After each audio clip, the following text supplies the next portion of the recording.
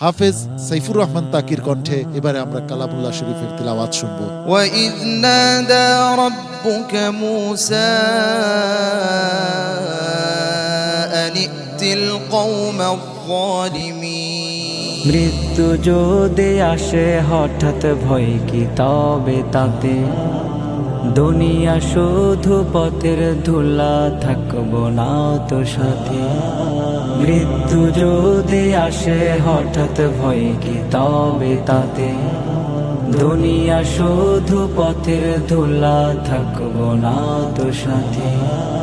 রাত পেরিয়ে ভোরের আলোক ডাকবে আমায় কাছে, রাত পেরিয়ে ভোরের আলো ডাকবে আমায় কাছে। মাটির ঘরে ঘুমিয়ে যাব চির শান্তিতে, জীবনটা তো মায়ার